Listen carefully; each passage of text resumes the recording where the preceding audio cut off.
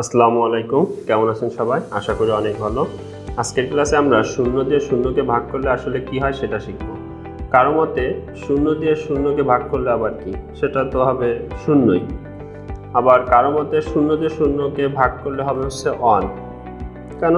কারণ হচ্ছে 4কে যদি আমরা 4 দিয়ে ভাগ করি, 4 4, অতএব শূন্য দিয়ে শূন্যকে ভাগ করলে অন। আবার কারো মতে না, এটা তো আসলে হয় না।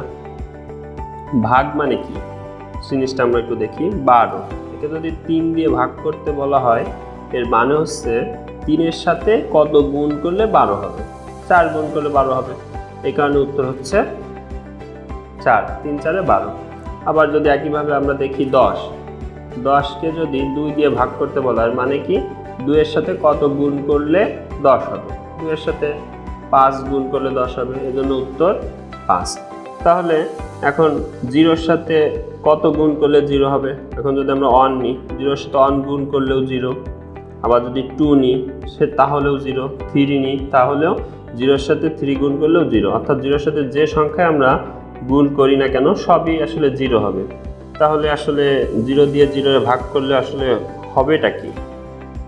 তখন ম্যাথমেটিশিয়ানদের কাছে জিজ্ঞেস করা হলো 0কে 0 দিয়ে ভাগ করলে কি হবে। তখন তারা বলল যে 0কে 0 দিয়ে ভাগ করলে কি হয় এটা আমরা নির্ণয় করতে পারি না। অর্থাৎ 0কে 0 দিয়ে ভাগ করলে সেটার মান হয়ে যায় অনির্ণীয়।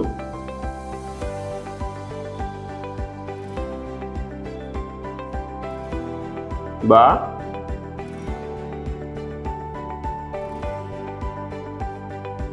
অসংজ্ঞায়িত। 0কে আসলে কখনোই 0 দিয়ে ভাগ করা যায় না।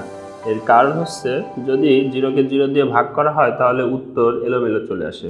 ধরে নেন 0 = 0, তাহলে আমি এখানে করতে পারি 5 গুণ 0 = 6 গুণ 0। না, 0-র সাথে 5 গুণ করলেও 0, 6 গুণ করলেও 0।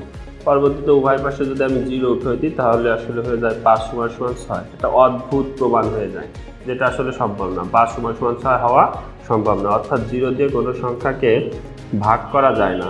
0 0 উঠিয়ে দেওয়া মানেই হচ্ছে 0 দিয়ে 0কে ভাগ করা। তাই 0 দিয়ে 0 ভাগ করলে সেটার আসলে কোনো মান পাওয়া যায় না, সেটা হয়ে যায় অনির্ণীয় বা অসংজ্ঞায়িত। অসংজ্ঞায়িতর একটা স্পেশাল কেস হচ্ছে অনির্ণীয়। আশা করি সকলে বুঝতে পারছেন। আসসালামু আলাইকুম।